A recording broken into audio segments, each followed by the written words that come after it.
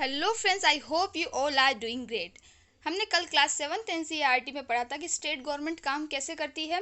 जो भी हमने विधानसभा, लेजिस्लेटिव असेंबली, एमएलएस वगैरह के बारे में पढ़ा था। आज हम स्टार्ट करने वाले हैं नई यूनिट 3, जो कि है जेंडर। उसमें हम पढ़ेंगे lesson 4, growing up as a boy and girl. लड़के और लड़की के रूप में बड़ा होना कैसा होता है। दोनों ही एक समान एज के होते हैं, लेकिन जो लड़का का बड़ा होने में और लड़की के बड़े होने में क्या क्या फ़र्क हमें देखने को मिलता है हमारी सोसाइटी में, वो हम समझने की कोशिश करेंगे। तो पार्ट की शुरुआत यहाँ पर स्टोरी से की गई है। सबसे पहली स्टोरी दे रखी है सैमन आइलैंड की। 1920 की बात है। सैमन आइलैंड में जनरली क्या होता था, पहले बच्चे वैसे पढ़ाई करने जाते तो नहीं थे, स्कूल वगैरह नहीं जाते थे। तो जब बच्चे छोटे होते थे 1-1.5 साल के, फिर उसके बाद जो क्या होता था, जो माँ बाप होते थे वो उन बच्चों का देखभाल नहीं करते थे। घर में जो बड़ा होता था, मतलब जो उससे बड़ा भाई बहन होता था, उसकी जिम्मेदारी होती थी कि वो उसके छोटे भाई बहन का ध्यान रखेगा। तो क्या होता था कि जब लड़का 9 साल का हो जाता था, यहाँ पर जब लड़का 9 साल का हो जाता था तो उसके बाहर मतलब जो भी काम होते हैं, जैसे कि मछलियाँ पकड़ना, क्योंकि ये एक आइसलैंड ही था, मतलब कि समुद्र किनारा था, समुद्री इलाका था। तो यहाँ पर मेन काम मछली पकड़ना होता था। और जो भी इनके मतलब खेत का जो भी इनका काम होता था, उसमें लड़के को डाल दिया जाता था। और लड़की जो होती थी वो 13-14 साल की होती थी, यानी 12-13 साल की जब लड़की हो जाएगी तो उनको भी यही काम के लिए बाहर भेज दिया जाता था। मतलब कि वो भी मछलियाँ पकड़ेंगी, काम कराएगी खेत में वगैरह, मतलब इक्वल दोनों को काम करना होता था।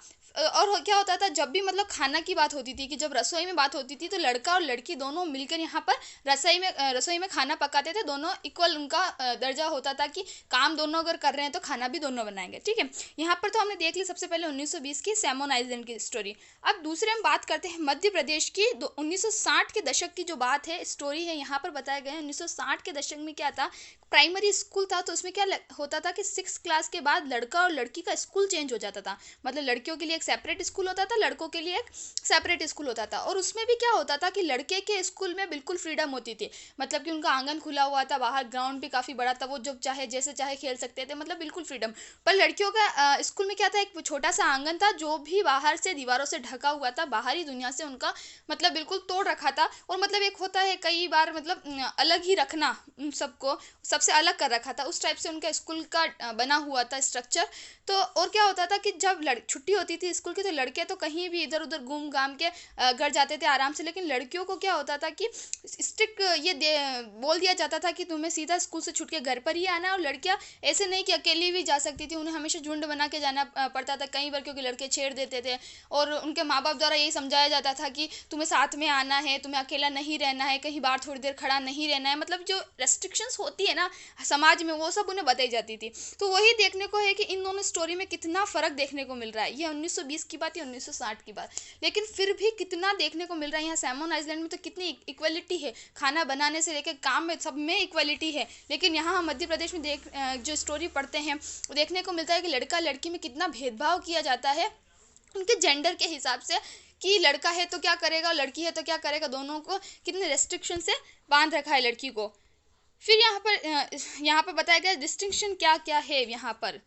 ठीक है, तो society makes clear distinctions between boy and girl. लड़का और लड़की में सोसाइटी ने पहले ही भेदभाव काफ़ी कर रखा है, काफ़ी भेदभाव लड़का लड़की को हम देखने को मिलते हैं। हम जानते हैं हमारे समाज में कितना भेदभाव होता है लड़का और लड़की को लेकर।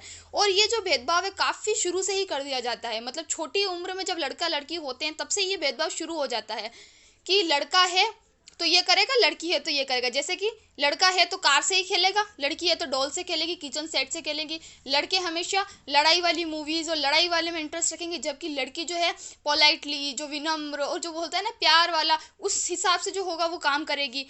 कलर चॉइस में भी कि लड़की है तो पिंक पहनेगी, लड़का है तो ये ब्लू पहनेगा। उनका बिहेवियर बिल्कुल डिफरेंट। अगर लड़का कभी रो देता है तो सब ऐसे ही बोलते हैं उसको, तू तो लड़का है, तू क्या लड़कियों जैसे रो रहा है। मतलब एक सोसाइटी जो हमारे यहाँ की है, वो शुरू से ही कई ना कई मायनों में किसी ना किसी बात में लड़का लड़की को बहुत ज़्यादा डिफ्रेंशिएट कर देती है। छोटी उम्र से उन्हें समझा दिया जाता है कि तू लड़का है तो तुझे लड़के जैसे बिहेवियर करना है, तुझे रोना नहीं है कभी।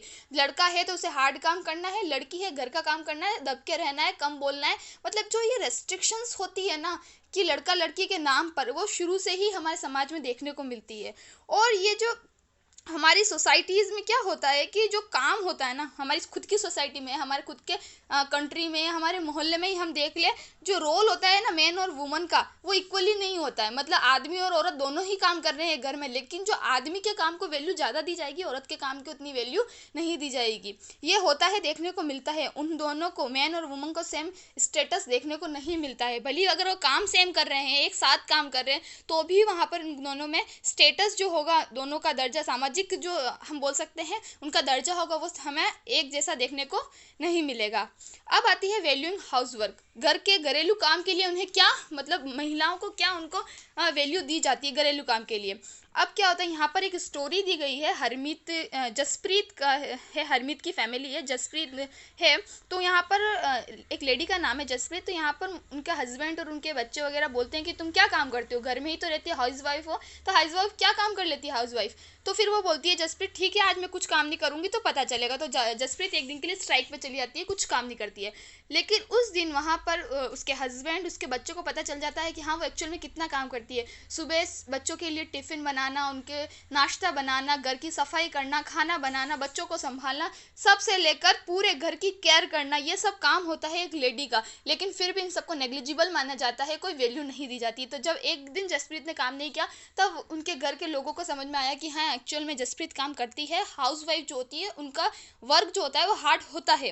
अब पूरे वर्ल्ड में हाउस वाइफ जो जनरली हमें देखने को मिलता है, हम आस पास भी, और पूरे वर्ल्ड में जो रेस्पॉन्सिबिलिटी होती है हाउस वर्क की, जो घर के काम की, केयर गिविंग की, मतलब कि किसी फैमिली मेम्बर कोई बीमार है उसको देखना है, खाना बनाना है, सफाई करनी है, बच्चों को देखना है, जो बूढ़े बीमार हैं उन सबको देखना है, इन सब का जो काम होता है वो जनरली औरतों से जोड़ दिया जाता है कि घर में जो औरत है वही ये काम करेगी, उसी का ये काम है, उसकी रेस्पॉन्सिबिलिटी है कि वो काम करेगी। और जो होता है कोई रिकॉग्नाइज नहीं किया जाता और उसकी कोई तवज्जो नहीं दिया जाता है उस लेडी को कि ये काम कर रही है तो उसको कोई रेस्पेक्ट दी जाए, नहीं, कोई रेस्पेक्ट नहीं दी जाती है। उन बस बोला जाता है कि ये काम करो, और उसके बाद भी कोई इतनी रेस्पेक्ट नहीं दी जाती है। वो सोचते हैं कि ये तो उनके साथ नेचुरली ही आया है, और उनके लिए कोई पेड नहीं किया जाता। मतलब कि हम हमारे भी घर में जो हमारी खुद की माँ को देख लेते हैं, पूरे दिन हमारी माँ जो काम करती है, क्या हम उसके लिए उनको पे करते हैं?